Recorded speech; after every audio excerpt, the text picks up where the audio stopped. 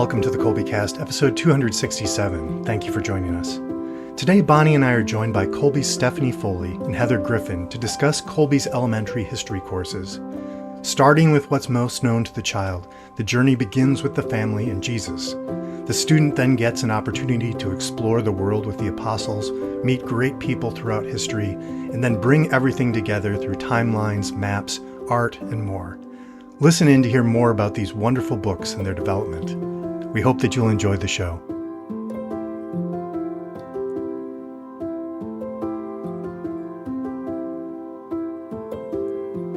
Hi there, I'm Bonnie, Kolbe homeschooling mom of 4 lads and lasses, liturgical musician, popcorn, and podcast fanatic.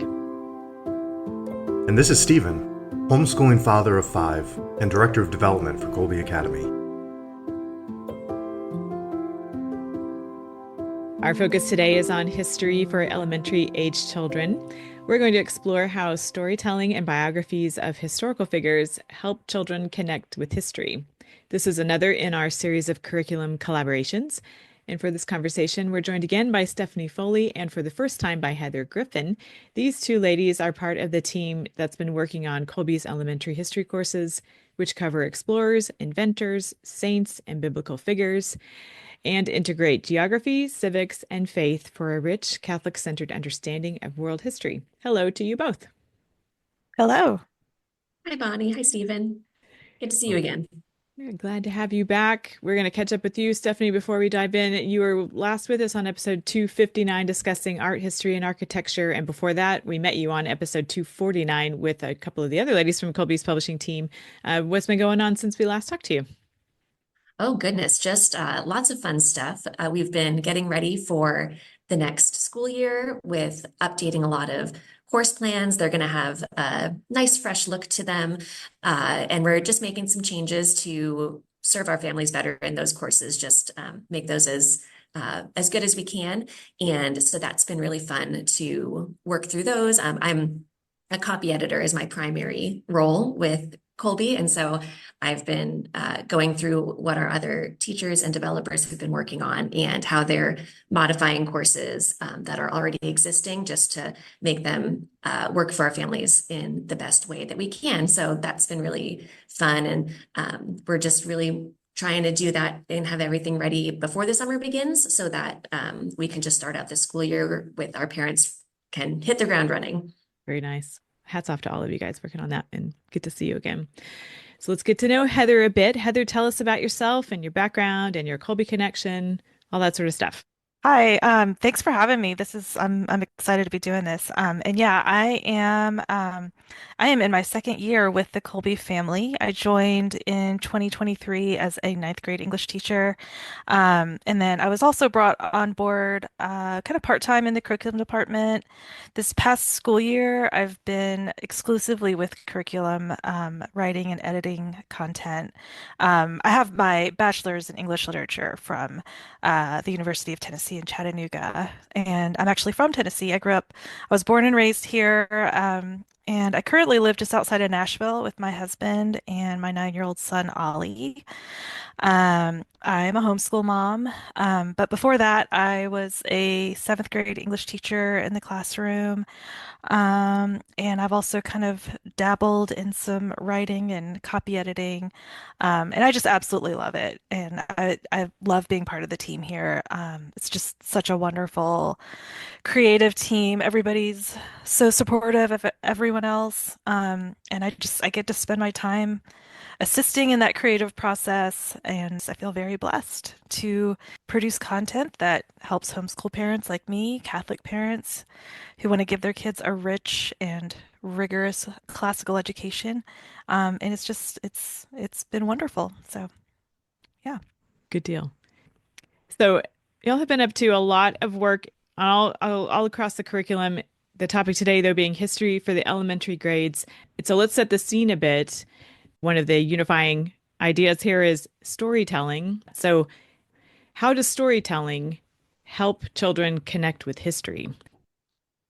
Well, I can just share my experience of it. I'm not a history teacher. I don't have a teacher background, but I love history and love stories especially. And so I think as being a mom, I can totally see the connection between stories and how it helps children to connect more with people rather than having them be these far off people that we don't really know. It's kind of like having someone tell you that you have, a great aunt somewhere in Alaska, but you've never met them and you don't really know anything about them.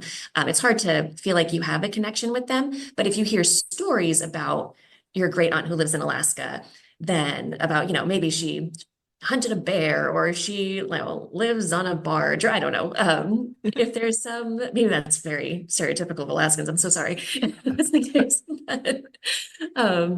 But if a child or if anyone hears stories about them, then you feel like you know them. You feel like you have a connection with them. And especially with a family member or something like that.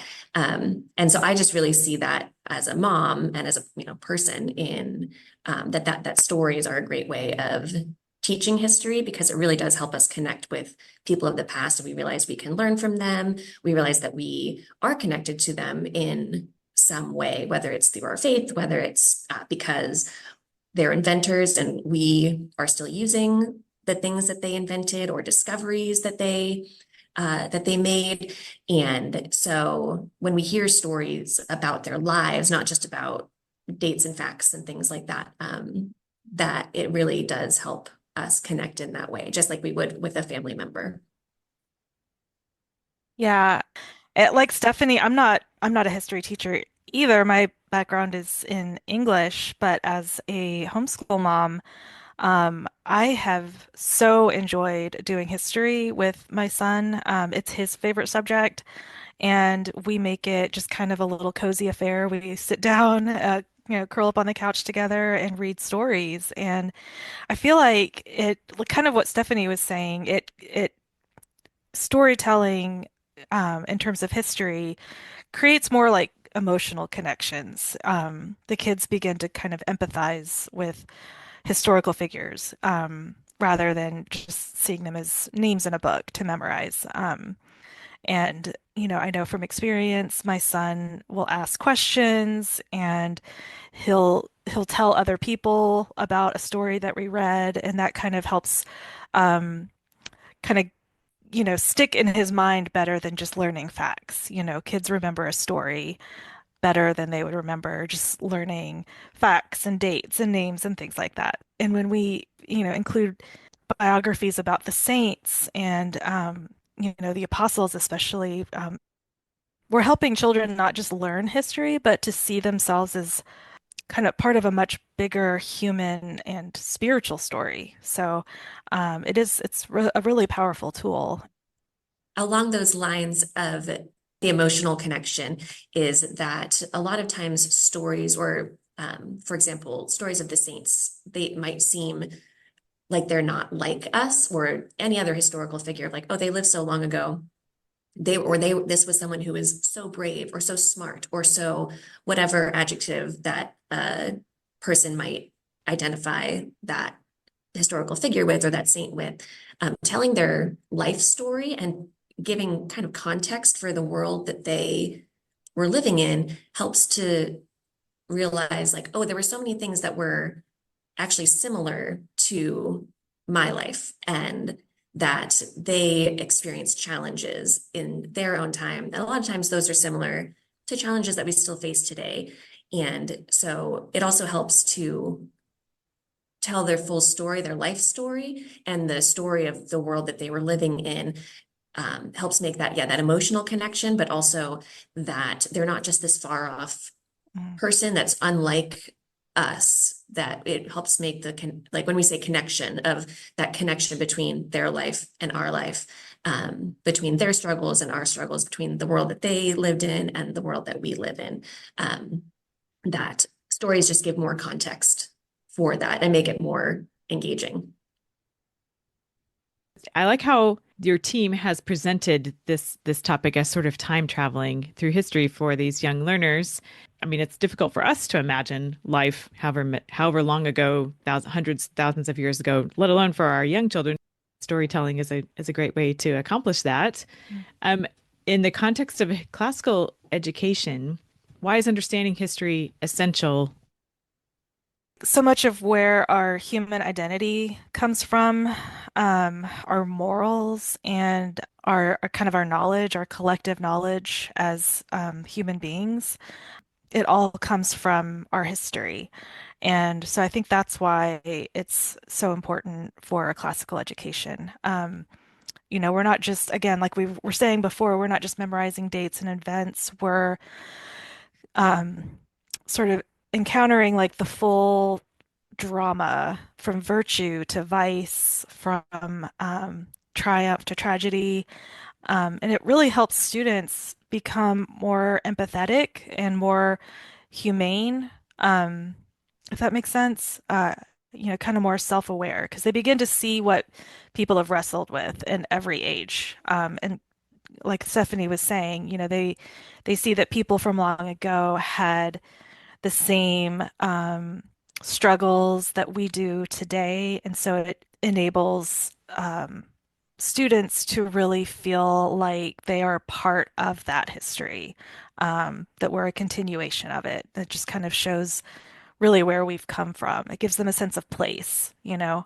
Um, so I think that's really why it's so powerful and so important for a classical education. Okay. My father-in-law was one of the founders of Thomas Aquinas College, and so I would ask him like, what's the best background for incoming students who are going to be delving into this philosophy and all of these things?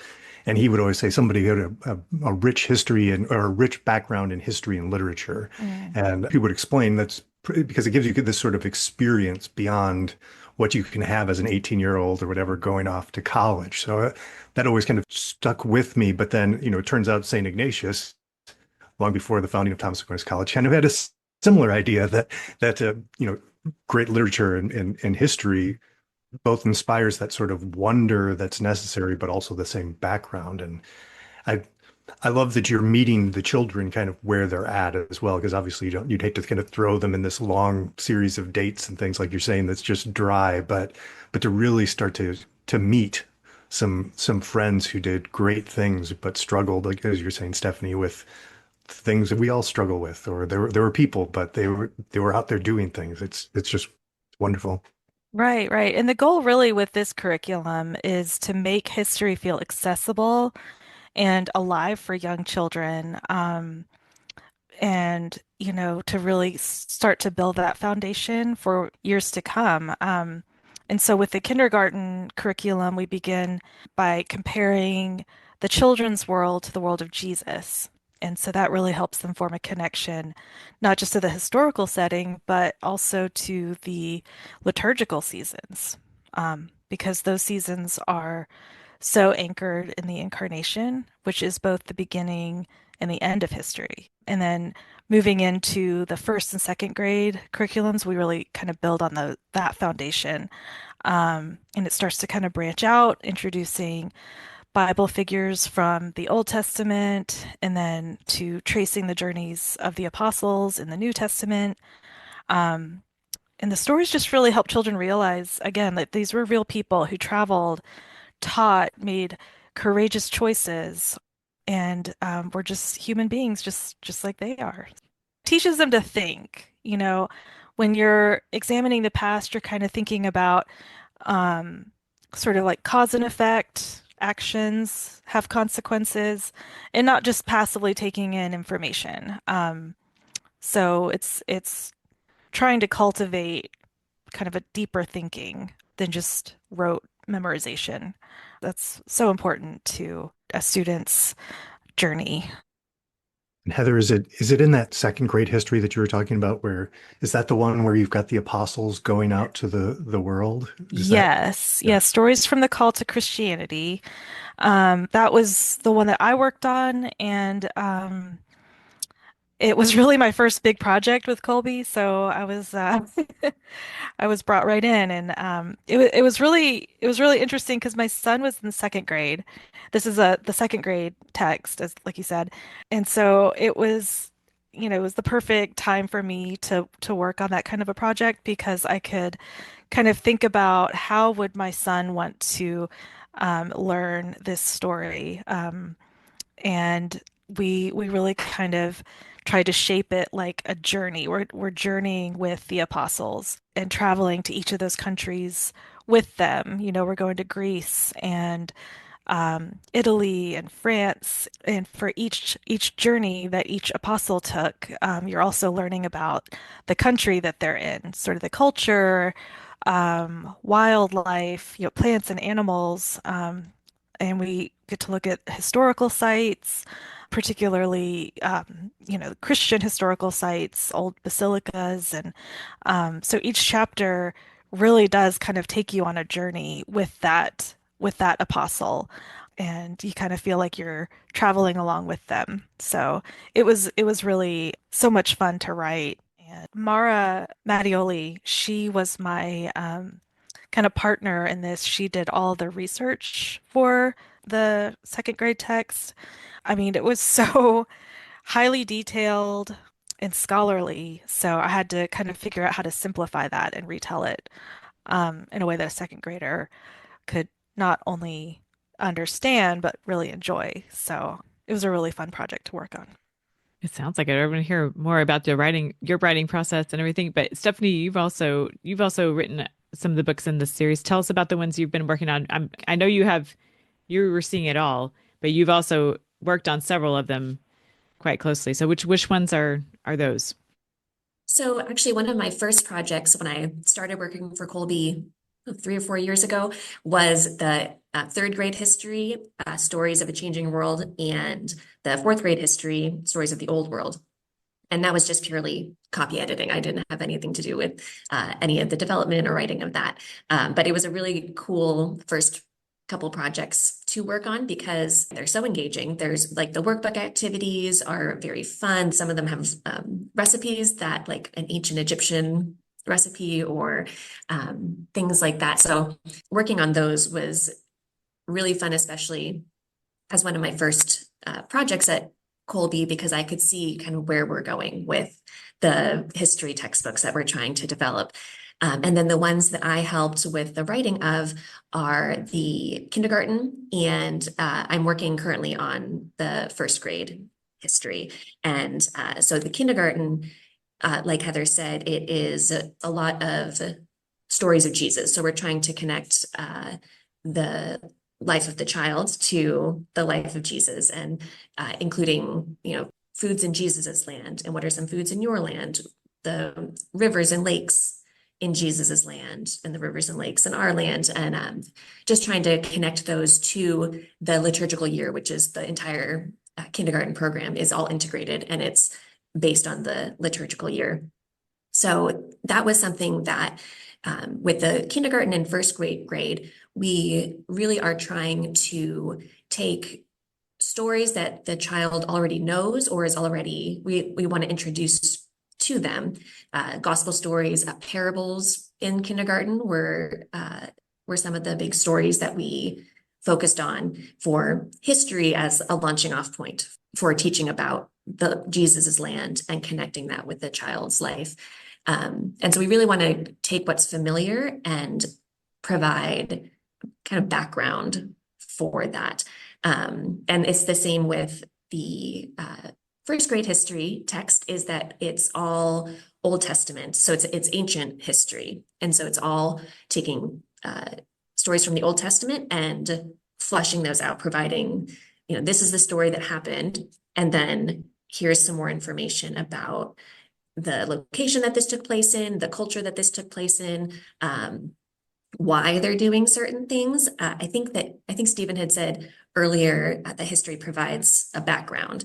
And I think sometimes we can think of background as like something that doesn't really matter. It's like nice to have, but for our history text, especially with kindergarten, first and second grade, I feel like we're trying to take stories that the child already knows, but they're kind of like sketches, as if they were going to draw it, and then filling in the entire background for them so that they have this context. So it's not just a sketch or kind of a, you know, scribbly drawing. It's a full, beautiful painting that we're presenting them with, so that they can have that background, that full background, where they can see, oh, this story is taking place and here's all the things going on around it, to hopefully help that story resonate more with them, is kind of the approach that we're taking, especially with the younger grades, is to take what's familiar and provide that more rich background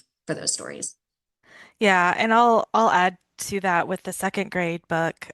It starts out with kind of a brief history of Rome before Jesus, and then it leads up into the time of Augustus Caesar, which, as children hear the story of the Nativity, and that Augustus Caesar was the one who called everyone to their hometowns for the census, and that Joseph and the Virgin Mary were part of that, and that was the time of Jesus's birth. And so to kind of hear the story of how Rome went from this kingdom to this republic to an empire, and then that led up to the birth of Christ, and to kind of get that, like Stephanie was saying, that background information to make it sort of come more alive, and to really know who Augustus Caesar was and what the impact of his decision to do that was.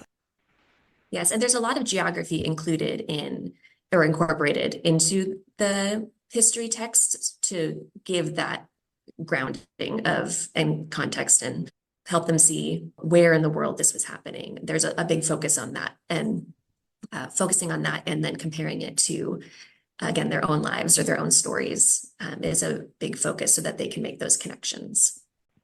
So, as part of these studies to make it so accessible and give us this background, there are these aspects of timeline work and map studies. Stephanie, can you tell us a bit about, start us off with that? And Heather, I want to hear from you too on using timelines and map studies as part of these history studies. Yeah, so part of there's one aspect of the courses, the text, that is stories, right? But then there's also the map work and timelines add like a physical component to it, where I know, at least with the timeline in third and fourth grade, it's actually a continuous timeline. So you can use them for both courses. And so in third grade, it's biographies. And so it takes from the ancient world to the modern world. And there's a timeline there, to a physical timeline with timeline cards and that kind of thing, so that the student can really place, like quite literally place these people in history. And then in fourth grade, that same timeline is used, but it's just the ancient world. And so that same timeline is used. So when they're learning about a certain event or a certain person in history, they can use that same timeline and put this new information on that same timeline, so they can physically see, oh, I've learned about this person. This is where this person or this event lined up with, this is where they all work together. Some overlap, some are quite obviously far removed from each other, but it gives that physical sense of time and space, because that can be really difficult for anyone, really, but especially for children to visualize or kind of comprehend what those hundreds of years, what was going on, what else was going on during that time, and how far apart were these events, or how far apart did these people live.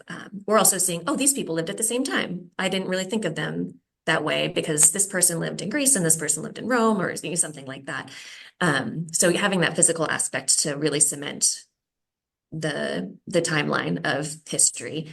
And then the map work, especially in kindergarten and first grade, is kind of taking a story. We take the stories and then we want to show it similarly in like a physical way where that took place. And so the timelines are kind of a physical representation of time, and the map work is the physical representation of the space in which these took place. And so it's actually been really, really fun in History 1 that it's all Old Testament.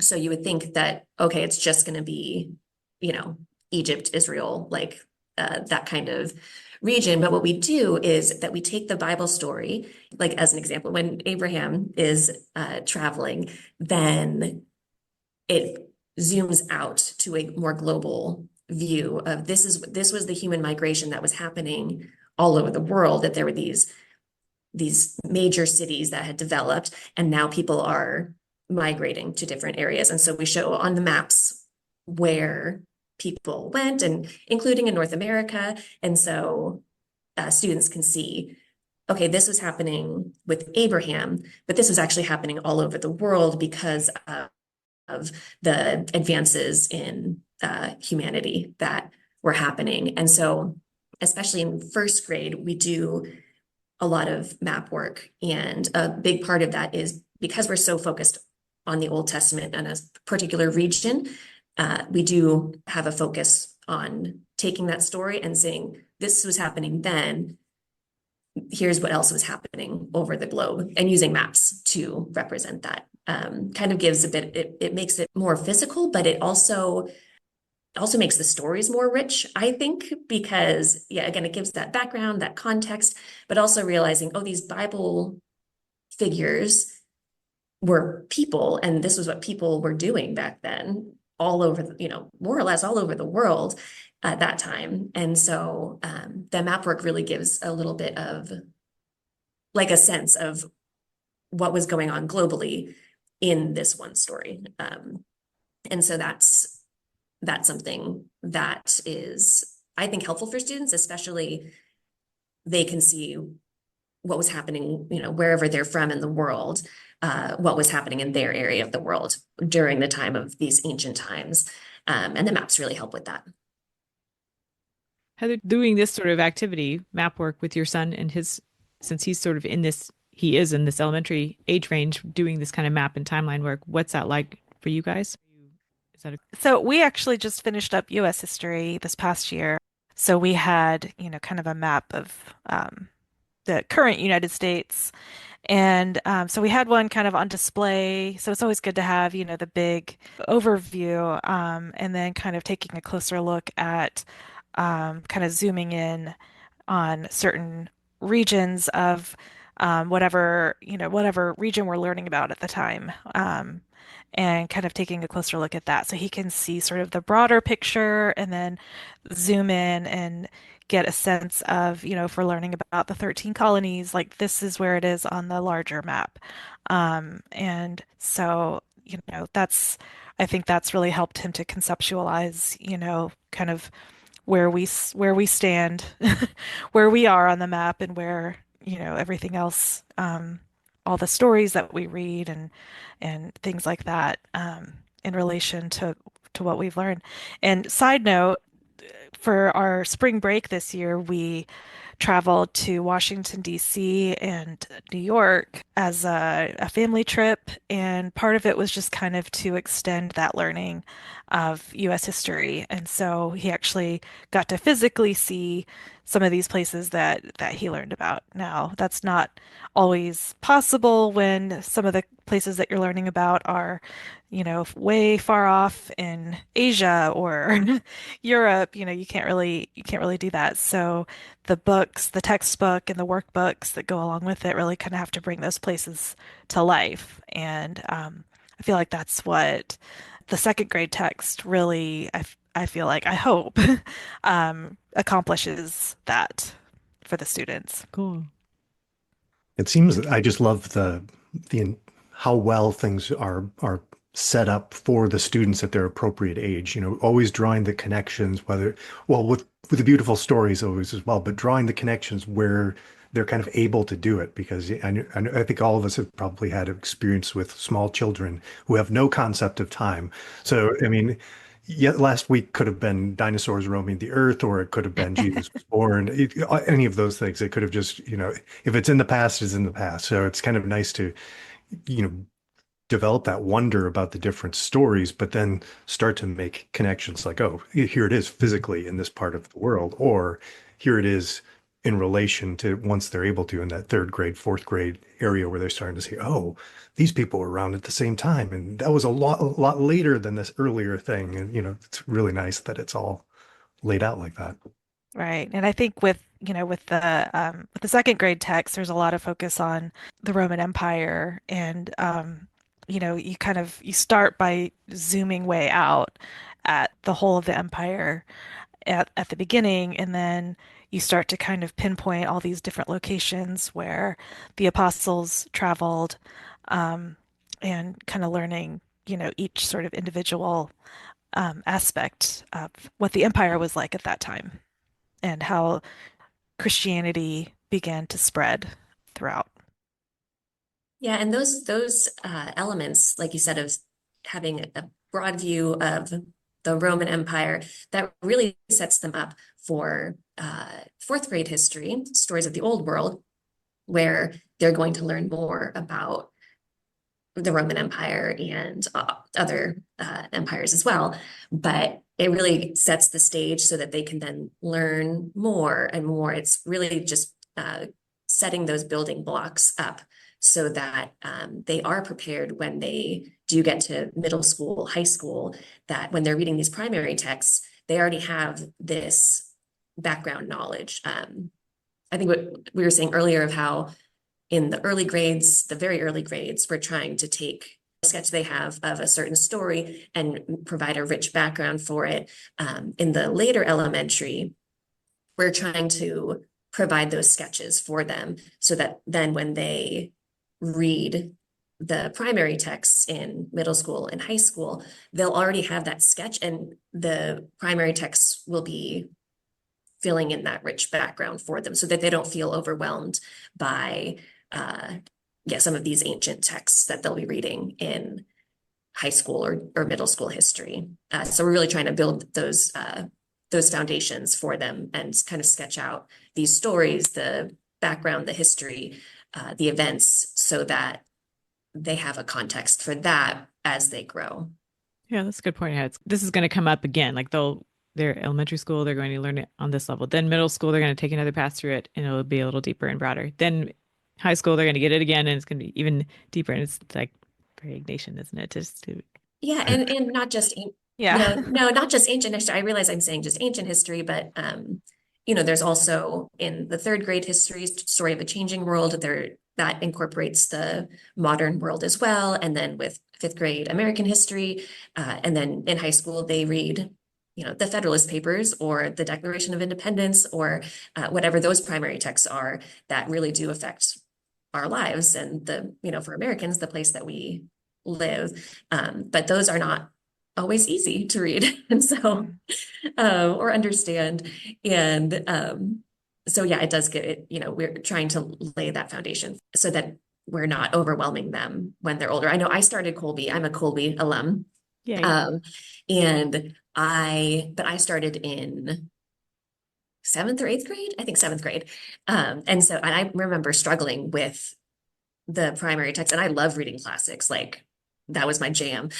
um, I know I didn't mind reading. I loved reading, but sometimes I would be like, I don't know what is going on here. I would feel a little lost because I didn't have a lot of the background knowledge of what was going on, who these people were, why they were doing this. And so those first few years reading those were a little bit of a struggle. And so as we're developing these texts, I can totally see like, oh, we are gently laying all these foundations in a way that's super engaging, super like fun, so that they won't be like me and feeling lost.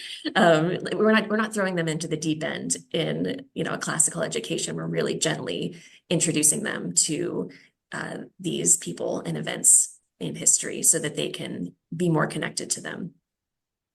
At least in my experience, that always makes it's like rediscovering those old friends or old characters that stories about suddenly appear in or being referenced in some other text. Like, oh, I know about that person or I know about that place. It makes it so Totally. much more enjoyable. Yeah. Well, going back to the writing process, Heather, you started telling us about collaborating a bit with Mara Mattioli, and I'm hoping that we're going to get to visit with her on an upcoming episode. So, Heather, let's go back to what you were saying about working with Mara to work on your book. Yeah, absolutely. So I started out with just kind of a basic outline, like a framework for each chapter. And then from there, like you said, I partnered with Mara Mattioli. She did outstanding research. She brought an incredible range of resources to the table. It was highly detailed, scholarly writings that I had to kind of sort through and figure out how to simplify and retell that information in a way that a second grader could not only understand, but genuinely enjoy. So that was my challenge. And like I had said, at the time, my son was in second grade. And that helped me so much because I could kind of imagine how would he want to hear the story? What would grab his attention? And so that really kind of helped shape the tone and direction of the writing.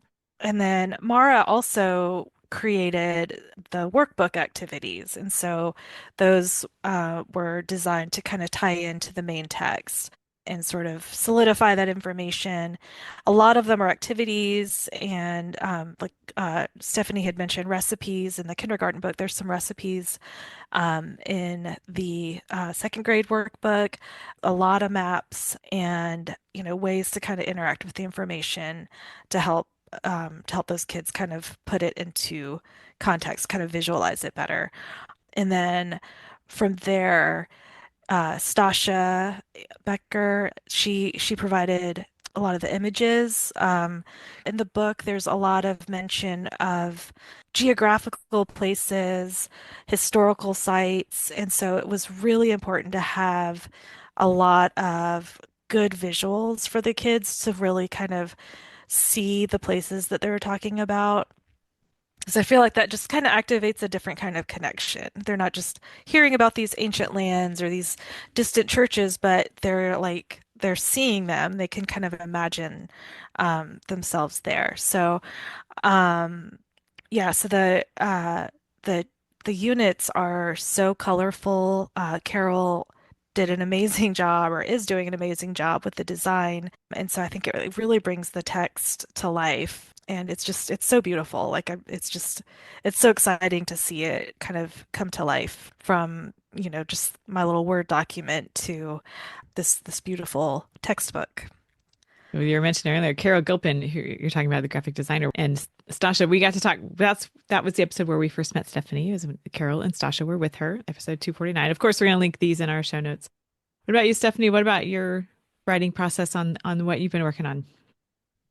Yes, I'm currently still working on the History 1 text. So similar to Heather, again, neither of us are history teachers, so we're doing the writing of it, but we do have, history teachers who are telling us what to write, essentially, and how to organize that. And so I am working on really like Bible stories, and then there's a theme. So we're keeping it very accessible for the first graders. And the writing process has been so fun because it is Old Testament stories, and there's so many things that I didn't even know that I was like, oh my goodness, this is what was happening. And just realizing how much scholarly research is out there that is like, oh, this was true. This is just totally what was going on in the ancient world. It wasn't just these people or this region. This was actually happening all over the globe, or like things like the flood, where it's like, oh, is it kind of a somewhat mythical or whatnot, or like a story that's not necessarily historical, and finding out that there was like a flooding of the Mediterranean about however many years ago, and so that's been fascinating. Honestly, I think parents will probably learn a lot from it because I love history and love the Bible, but I had no idea the full context of some of the things the connections that we make in the text. So that's been really helpful to have someone who does know that and helping me to make those connections. And then, as Heather said, kind of distilling it down and making it accessible and engaging for first graders. So that's been really fun. And then, yeah, choosing beautiful pictures. I think Carol spoke so eloquently in our first episode with you, Bonnie, about how we really just want to make our textbooks as engaging as possible and as beautiful as possible and as functional for our students as possible. So for first graders, we're very focused on having large, beautiful images so that they can make that visual connection with the story that they're reading, of limiting the amount of words on each page so that it feels like they don't feel overwhelmed by the text as they're learning to read. So there's a lot of care and consideration that's going into that. And so that's part of the writing process too, is, okay, we don't want to overwhelm first graders, even though first grade, the parent will likely still be reading the text to them.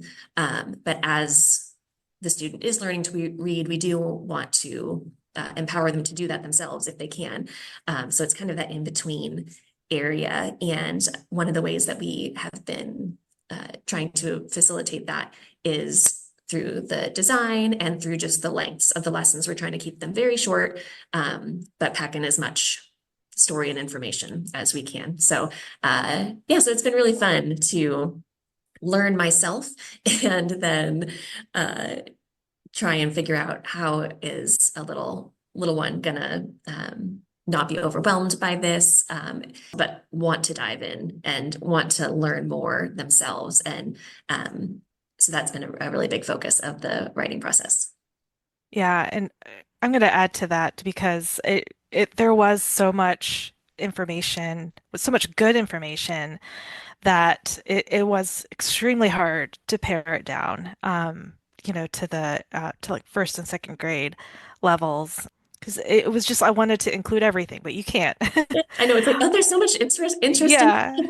Yeah. And so I had intended to write, just smaller little chunks of information for each section, but I ended up getting more detailed even than I thought was expected of me, and I think it worked out too, because again, I was homeschooling my second grader at the time, and I knew what he could consume.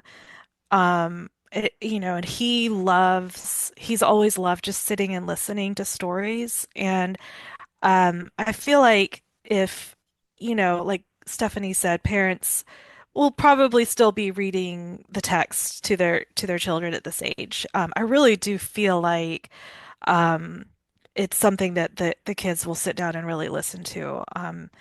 And take in.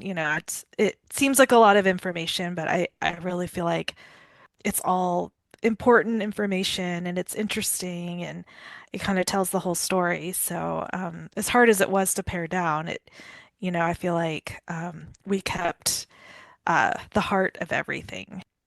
Yeah, and part of that too is that that's the beautiful thing about homeschooling, or reading any kind of historical book with your kids. That's something that we do want to again help facilitate, is that this is something of a jumping off point. And so if there's a parent and a child reading about this together, especially because we're incorporating uh, like Bible stories or stories of the saints, things like that, that we really want it to be a jumping off point, hopefully, where we have enough that's interesting for both student and parent, that they might say, oh, there's this person, like, why don't we go get a saint story about them? Or like you said, Heather, of like, oh, for spring break, why don't we go to DC or New York and go see these places that we learned about?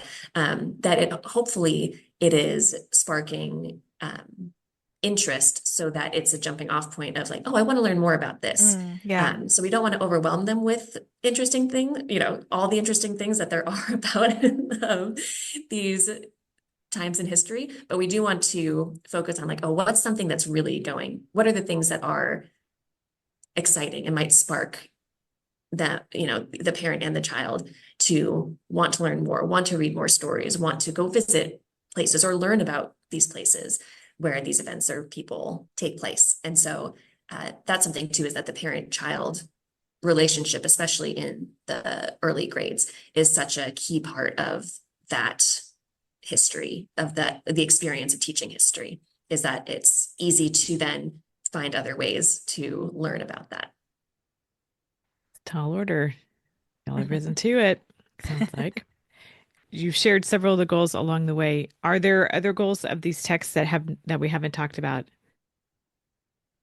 I would say with the second grade, you talked about timelines with some of the other texts. This one is kind of more geography heavy. Well, it goes a little bit into the history of Rome up until the time of Augustus Caesar, and then um, following a little bit into the birth and life of Jesus. And then the journey really takes place after the resurrection when Jesus calls his apostles to go out and spread the good news. And so I think the goal of the second grade text is really to look at all those different locations and where the apostles evangelized and to learn about each of those places and even to learn about where they died because they would go out and a lot of them never came back home. They either were martyred for spreading, because it was a very dangerous time to be a Christian in the Roman Empire. And so I think the other goal, not just to see where they were traveling and where they were spreading the gospel, but to see how dangerous it was for them. And they did it anyway, which is just so, mind-boggling. So I think it's just to kind of have an appreciation for these early church leaders who really, I mean, sacrificed their lives to make sure that the world knew about Jesus. So I think that's really the biggest goal of the second grade text, to learn about all those different places and to learn about the apostles and the saints who risked their lives to spread the word of God. The only other goal that pops into my mind that we haven't already talked about is the role of engaging the imagination in the course of learning about history. So, for example, in the kindergarten text, usually each week there'll be the story, a Bible story, maybe a parable, and then there's also an accompanying work of fine art that often aligns with the the history story. And so part of that is like, okay, imagine you were there in this painting, for example. What might you see? What might you smell? What might you hear? What might these people be talking about? Of engaging the imagination in that way to really put themselves in the story. And then also in, I believe it's fourth grade. Yes, I believe it's the fourth grade history, stories from the old world. They have in the workbook, there's time travel journals pages. And so they can write their own little journal entry as if they were in that particular time period or whatever they learned in that lesson. They then put themselves in there, and it's very similar of what might you see? What might you have eaten? Who might you have talked to? What would you have said to them? How would you feel? Would you be scared? Would you be upset? Or would you feel sad? Those kinds of things of really trying to engage their imagination when it comes to history and place themselves in that.